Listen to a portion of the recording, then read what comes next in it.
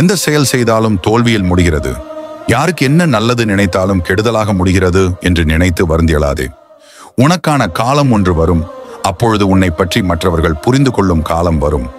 நீ யாருக்கும் எத்தீங்கும் நினைக்காதவன், யாரும் வாழ்வில் தோல்வியடைய வேண்டுமென்று நினைக்காதவன் என்று உலகம் உன்னை புரிந்து கொள்ளும் ஒரு நாள் வரும். அந்நாளில் தென்றல் வந்து உன் வாழ்வில் வீசும். இந்த உலகமே உன் கைக்குள் வரும். அப்படி உலகம் உன் கைக்குள் வரும் நேரம் மன நிறைவுடன் சொல்லும் நமசிவாயா என்று. ஈசன் அடியார்களே, ஈசன் கூறும் இக்கருத்தில் உங்களுக்கு நம்பிக்கை இருந்தால் நமது ஸ்டோரி சர்க்கிட் யூடியூப் சேனலை சப்ஸ்கிரைப் செய்து ஓம் நமசிவாய் என்று காமெண்ட் செய்யுங்கள். என் அன்பு பிள்ளையே, உன்னை காணவே நான் உன் இல்லம் தேடி வந்திருக்கிறேன். இன்றிலிருந்தே உனக்கு நல்ல நேரம் ஆரம்பமாகிவிட்டது. இனி உன் வாழ்வில் நடப்பவை அனைத்தும் நல்லதாகவே நடக்கும். இனி என் வாழ்க்கை உன் பொறுப்பு என அனைத்தையும் என்னிடம் ஒப்படைத்துவிடு. அதன் பின் நடக்கும் மாற்றங்களையும் அதிசயங்களையும் நீயே உணர்வாய் என் பிள்ளையே. இனி உன் எதிரிகள் உன்னை விட்டு விலகுவார்கள். உன்னை குறை சொல்பவர்களுக்கு விளக்கம் சொல்லி உன் நேரத்தை விரயமாக்காமல் அவரவர் மனம் போல் எண்ணிக்கொள்ளட்டும் என்று நகர்ந்து விடுவதுதான் உனக்கு நல்லது என் பிள்ளையே. உன்னை பற்றி எடை போடுவதற்கு அவர்கள் ஒன்றும் தராசும் அல்ல, நீ ஒன்றும் விலை பொருளும் அல்ல என் பிள்ளையே. உன் அனைத்து பிரச்சனைகளையும் நான் பார்த்துக் கொள்கிறேன். இனி நடக்கப் போகும் அனைத்தும் உனக்கு நன்மையை தரப்போவதாகவே இருக்கும் என்பதை நம்பு.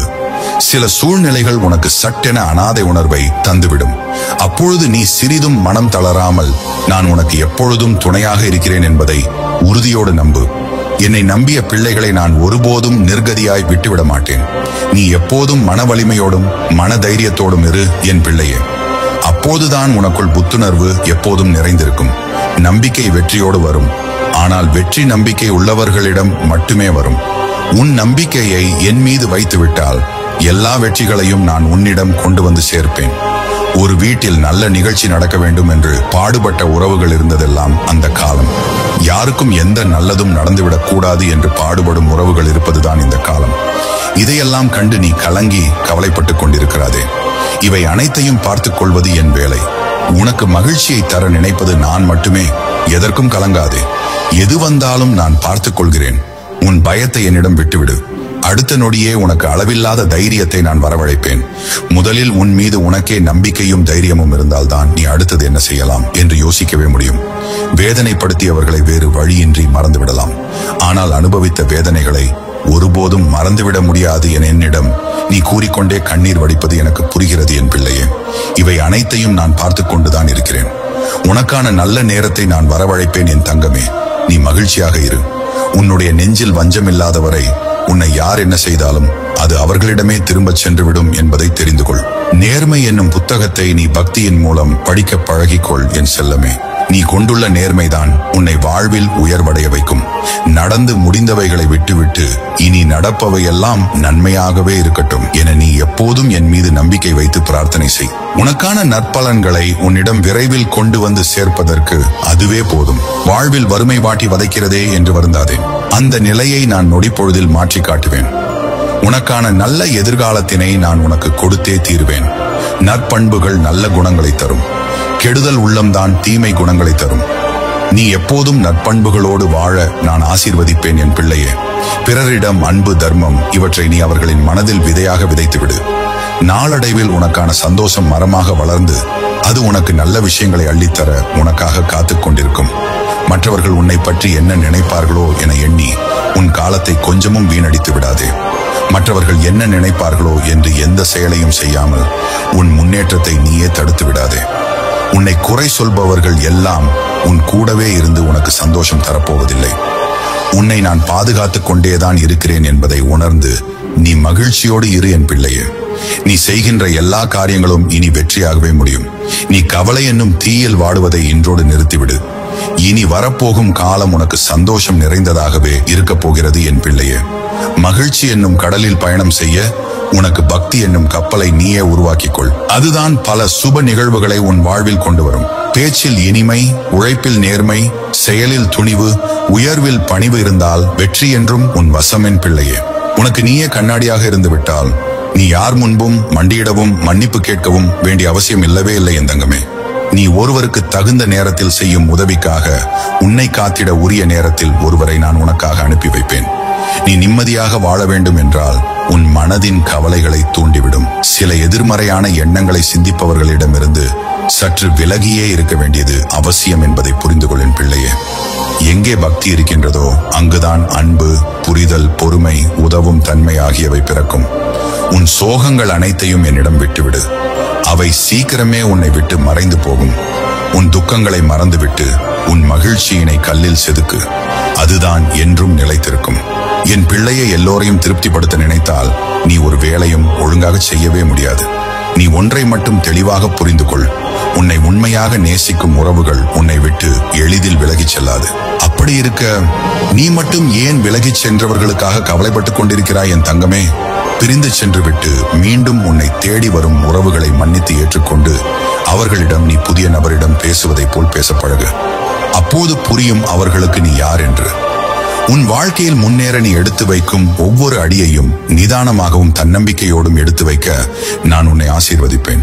நீ எப்போதும் நம்பிக்கையோடு இரு. வீசும் காற்றின் தன்மையை பொறுத்தே காகித பட்டத்தின் உயரம் எல்லோருக்கும் தெரிகிறது.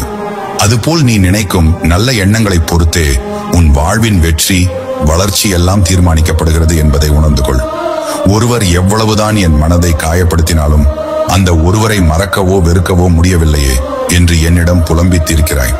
நீ அவர்கள் மீது வைத்திருப்பது உண்மையான அன்பு. அதனை பெற அவர்களுக்கு தகுதி இல்லை என்பதை நீ புரிந்து கொள். பிறகு அனைத்தும் சரியாகிவிடும். ஏமாற்றி பிழைப்பது புத்திசாலித்தனமாகிவிட்டதால் இங்கு நேர்மையாக வாழ்பவர்களை பிழைக்க தெரியாதவர்கள் என்றே எல்லோரும் நினைக்கிறார்கள். நேர்மை எப்போதும் உன் பக்கம்தான். நேர்மையின் பக்கம்தான் நானும் இருக்கிறேன் என்பதை எப்போதும் மறந்துவிடாதே. உண்மையான மனிதனை இறைவன் ஒருபோதும் எந்த நிலையிலும் அவமானத்திற்கு ஆளாக்குவதில்லை. அவன் எல்லோரிடமும் வெற்றி அடைகிறான் என்பதை நீ உணர்ந்து அதனை மற்றவர்களுக்கும் எடுத்துச் சொல். எதையும் சாதிக்க விரும்பும் மனிதனுக்கு நிதானம்தான் அற்புதமான ஆயுதமே தவிர கோபமல்ல என் பிள்ளையும். உன் கோபத்தை கொஞ்சம் குறைத்துக்கொள். அதுதான் உன்னை நல்ல மனிதனாக உயர்த்தும். உனக்கு நடக்கும் அனைத்து விஷயங்களுக்கும் நானே பொறுப்பு.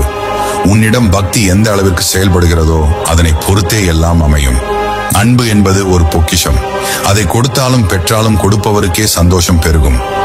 உலகில் அழியாததும் அழிக்க முடியாததும் என்னிடத்தில் நீ காட்டும் பக்தி மட்டுமே என்பதை எப்போதும் நினைவில் வை. உன்னிடத்தில் அஷ்ட ஐஸ்வர்யங்களும் எளிதில் வர நான் வழிவகுப்பேன். நீ வாங்கிய கடன் எளிதில் அடைய நான் வழி செய்வேன். மற்றவர்களுக்கு நீ பண உதவிகளை செய்யும் நிலைக்கு உன்னை உயர்த்தி வைப்பேன். சொந்த வீடு, நிலம், வாகனம் ஆகியவற்றையும் நான் உன்னை தேடி வர வைப்பேன். நீ என் ஆலயத்திற்கு வந்து நிறைய கோரிக்கைகளை வைக்கிறாய். அவை அனைத்தும் ஒவ்வொன்றாக உன்னை தேடி வரும்படி நான் ஆசீர்வதிப்பேன். உன் வீட்டில் இனி மங்கள செய்திகள் மட்டுமே நாடி வரும். உன் உள்ளத்தை எப்போதும் தூய்மையாகவே வைத்திரு. நான் உன் கூடவே தான் இருக்கிறேன். இனி நீ நிம்மதியாக இரு என் பிள்ளையே. உன்னால் முடிந்தவரை மாதம் 2 பேருக்காவது அன்னதானம் செய். பல தடைகள் வந்தாலும் அதை உன் முயற்சியால் நடத்தி காட்டு. உன்னை தேடி பண உதவி என்று கேட்டு வருபவர்களுக்கு உன்னால் முடிந்த உதவிகளை செய்து கொண்டே இரு. ஓடுகின்ற வயதில் உட்கார நினைக்காதே. பிறகு உட்கார வேண்டிய வயதில் ஓய்வில்லாமல் ஓடிக்கொண்டிருக்க வேண்டியதாய் ஆகிவிடும். அதேபோல் ஆலயம் செல்ல வேண்டிய நேரத்தில் உன் சிந்தனைகளை வீணானவைகளின் மீது சிதறவிடாமல் ஆலயம் சென்று வர முயற்சி செய். அப்போது நீ இன்னும் வாழ்வில் உயர்வடைந்து கொண்டே இருப்பாய். நல்ல சூழ்நிலைகள் கிடைக்கும் போது அதை உன்னுடைய நல்ல எண்ணங்களை வளர்த்துக்கொள்ள பயன்படுத்திக்கொள்.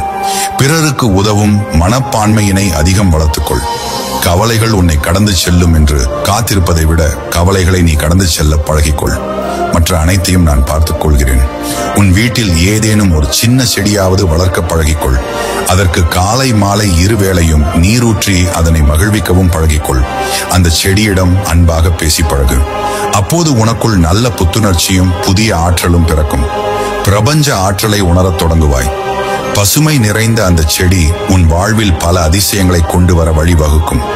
என் பிள்ளையே, உண்மை எப்போதும் பொய்யாகாது. பொய் எப்போதும் உண்மையாகாது.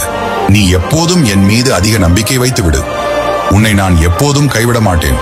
இனி எல்லாம் உன் வசம். என் வாக்கு என்றும் அதிக சக்தி வாய்ந்தது. நீ வாழ்வில் எப்படிப்பட்ட உயர்வுகளை அடைய வேண்டும் என்பதில் உன்னை விட எனக்கே அக்கறை அதிகம் என் பிள்ளையே. உன்னை நிராகரித்த உறவுகளுக்கு மத்தியில் உன்னை நான் தலை நிமிர்ந்து நடக்க வைப்பேன். நீ ஒருபோதும் அவர்களை நாடி செல்ல வேண்டியதில்லை. அவர்கள்தான் உன்னை நாடி உன் உதவி கிடைக்குமா என ஏங்கி தவிப்பார்கள். ஆனால் உன் உதவி எளிதில் அவர்களுக்கு கிடைத்து விடாது. ஏனென்றால் அவர்களால் நீ பட்ட மனக்காயங்கள் உனக்கு மட்டுமல்ல, எனக்கும் தெரியும். அதுவே அதற்கு காரணம். உன் குடும்பத்தை பற்றி நினைத்து புலம்பிக் கொண்டே இருக்கிறாய். ஒருவரும் நான் சொல்வதை கேட்பதில்லையே. எல்லோரும் அவரவர்கள் விருப்பம் போல்தான் நடக்கிறார்களே என்று கவலைப்படாதே. பால் மட்டும் சுத்தமாக இருந்தால் போதாது, பாத்திரமும் சுத்தமாக இருக்க வேண்டியது அவசியம் அல்லவா?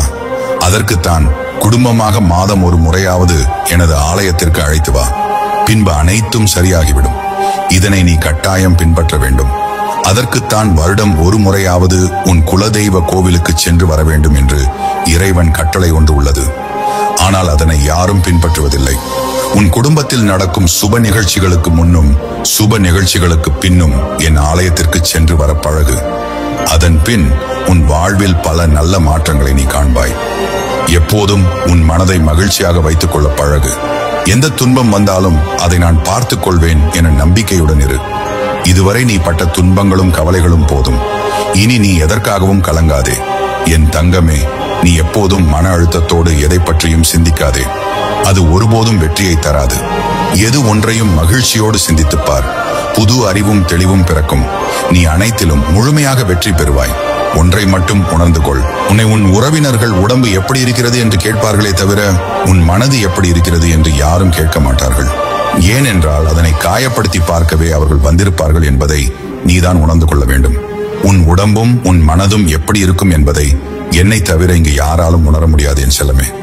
உனக்கு எந்த நேரத்தில் எது நன்மையை தரும் என்று எனக்கு மட்டுமே நன்றாக தெரியும். அவற்றை உனக்கு தக்க தருணத்தில் நான் கொடுப்பேன். இனி உன் வீட்டில் எப்போதும் சந்தோஷம் மட்டுமே நிறைந்திருக்கும். உன் சந்தோஷம் என் கையில். இனி உன் வாழ்வில் எல்லாம் நல்லதாகவே நடக்கும். ஈசன் அடியார்களே, நமது ஸ்டோரி சர்க்கிட் யூடியூப் சேனலில் ஈசன் கூறும் இன்றைய செய்தி எனக்கான பதிவே என்று நீங்கள் நம்பினால் திருவண்ணாமலை அண்ணாமலையாருக்கு ஆரோகரா என்று ஒரு முறை மனதார பதிவிடுங்கள். வாழ்க்கை என்பது ஒரு போர். நீ வீரனாக இருக்க வேண்டும். போர்க்களத்தில் எதிரிகள் பல்லாயிரம். ஆனால் முதன்மையான எதிரி உன் மனத்தில் இருக்கும் அச்சம், சோர்வு, நம்பிக்கை இழப்பு. உன்னை தள்ளிவிட நினைக்கும் உலகத்தை நீ வெல்ல வேண்டியது உன்னுடைய நம்பிக்கையால் மட்டுமே. கடினமான பாதையில் நடக்கும்போது உன் கால்கள் வலிக்கும், மனம் தடுமாறும். ஆனால் ஒரு பக்தனாக நீ என்னை நினைத்தால் உன் பயம் ஓயும், வலிமை வரும். உன் மீது என் கருணை இருக்கிறது. ஆனால் அதை உணர வேண்டியது உன்னுடைய மனம். உன் முயற்சி, உன் ஆவி, உன் உண்மை, அவைதான் உனது ஆயுதங்கள். என் திருநாமம் உன் கண்ணீரை ஒழிக்கும். ஆனால் நீ அழுது நிற்காமல் போராட வேண்டும். யார் உன்னை நம்பவில்லை என்றாலும், யார் உன்னை கீழே தள்ளிவிட வேண்டும் என்று நினைக்கிறார்களோ, யார் உன் முதுகுக்கு பின்னால் குத்துகிறார்கள் என்று நீ நினைக்கிறாயோ கவலை வேண்டாம். அவர்களை புறம் தள்ளி அவர்கள் எண்ணத்தை சுக்கு நூறாக உடைத்து நான் உன்னை மேலே தூக்கி கொண்டு வருவேன் என் பிள்ளையை. வருந்தாதே. என் மீது முழு நம்பிக்கை கொண்ட உனக்கு எந்நாளும் எச்சோர்வும் வரக்கூடாது. நீ உண்மையாக இரு. நீ முயற்சி செய். எதற்கும் பயப்படாதே. உன்னை நான் உருவாக்கியது வீணாக இல்லை. என் கண்களில் நீ என் பிள்ளை. பிள்ளை வீழ்ந்தால் தந்தை கை கொடுப்பான். ஆனால் என் பிள்ளையாகிய நீ எழ வேண்டும் என்று நினைத்தால் மட்டுமே. இந்த வாழ்க்கை ஒரு பரீட்சை. நீ போராளி. நான் உன் பின் நின்று உனக்கு துணையாக இருப்பவன். முன்னேறு என் பிள்ளையே. ஈசன் அடியார்களே, என் வாழ்வில் ஒரு முறையாவது நான் இந்த சிவன் கோவிலுக்கு சென்று வர வேண்டும் என்று ஏதாவது கோவில் உங்கள் மனதில் இருந்தால் அதை இப்பதிவில் பதிவிடுங்கள். உங்களை மிக விரைவில் அந்த கோவிலுக்கு நான் அழைத்துச் செல்வேன். நம்பிக்கை இருந்தால் கோவிலின் பெயரை இங்கு பதிவிடுங்கள். என் பிரிய பக்தர்களே.